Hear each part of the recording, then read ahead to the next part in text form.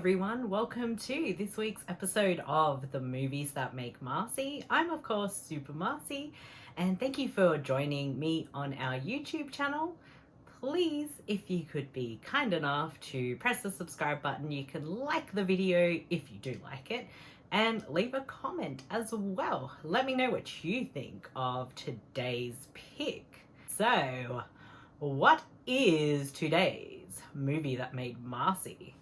Well, I thought for July might do things a little bit different, like I did with June, how I had a theme. July is also going to have a theme. The very simple theme for July is sequels. So for the next, I guess, 5 weeks or so, hopefully I can make it that far. Woo! I'll be talking about sequels that have helped impact my life. So for the first one in July, I'm going to be talking about Back to the Future Part 3. Now, I know what you're thinking. It might be an odd choice to have Part 3 instead of Part 2. Well, there are many reasons for that. Now, I know Part 3 may be, I guess some people say it's the weakest of them all. I kind of like them all about the same, to be honest. I get the same enjoyment out of them. I don't necessarily think one's better than the other. They all, at least for me, have their merits. I think it's such a solid trilogy. But the reason I've picked 3 and why this film in particular has had an impact is that I absolutely, growing up, loved Back to the Future. I thought it was fan-freaking-tastic. And I still do to this day. Absolutely love Back to the Future. So growing up, I did see all the films and I always just wanted to be able to watch them. But the video store never really had like 1 or 2 ever in stock to hire out. I'd have to end up hiring number 3. So I just watched that like over and over and over.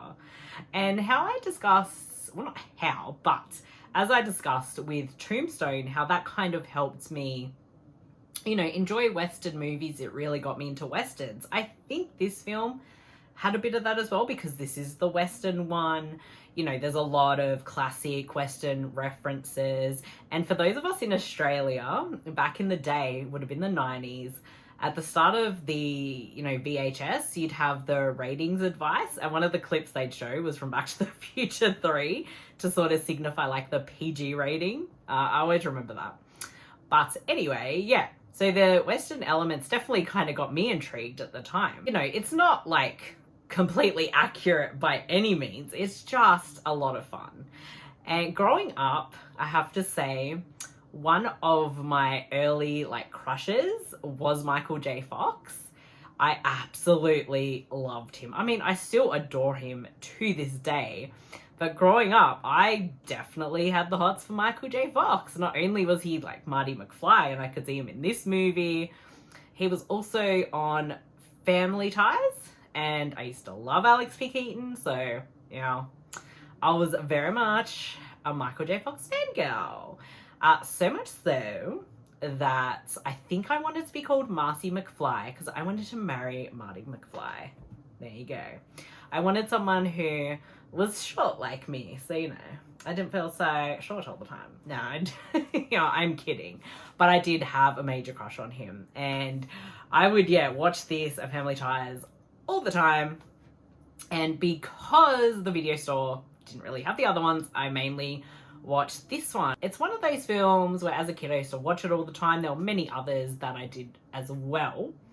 But this one I distinctly remember how much I always used to rent it out, because some of the other movies we'd like taped off the TV and stuff, but this one I had to always like hire out. So I was constantly hiring it out. This one definitely helped with my addictions, or contributed to, of watching the same movie over and over again, but spending half my life in a video store.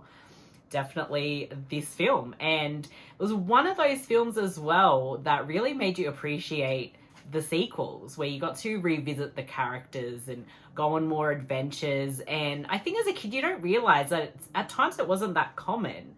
And it was sort of with the help of this, Indiana Jones and Star Wars, some other films I may or may not talk about, kind of helped me realize that, yeah, there are such things as film series and not every single film had sequels. So, yeah, definitely one that kind of helped me with that. But I just love Back to the Future Part 3. Every time I watch it, there's definitely nostalgia feels, but I also just really enjoy it. It is fun. I like that each film we kind of get different times represented, whereas you've got like the 80s and 60s, 50s or 60s. I think it's 50s. I'm getting confused. No, it's 50s, right? In Back to the Future. Then part 2, you still have a bit of that, but it also fast forwards to what was then in the future, which was, I think, 2015, which was like 6 years ago. And then this one kind of, you know, more so set back in those times. So over like about 100 years or something prior to the 80s or something. I don't know, I'm rambling on, but I can't remember the exact year, but I think it was the 1800s something. And my dog is in the room, so please ignore any of the background sounds. He's just being a pain tonight. But yeah, I love how we got all different sort of times with all the movies, and whatever it was that made me always want to watch it, even though I knew the video store didn't have the other ones and I wanted Back to the Future, I didn't care because I just wanted to watch this again. And it is fun to kind of go and revisit this film over and over. I just have so much fun with it. I think it's great. It's definitely helped make me who I am today. I might still want to be called Marcy McFly. When I had the opportunity to meet Christopher Lloyd, who of course plays Doc Brown, he did sign the autograph to Marcy McFly, so I was very, very happy. But yeah, I think that wraps up my little chat and discussion about how this movie helped make Marcy. Thank you so much for listening, and thank you to our sponsor Surfshark VPN. You can see the link that is there.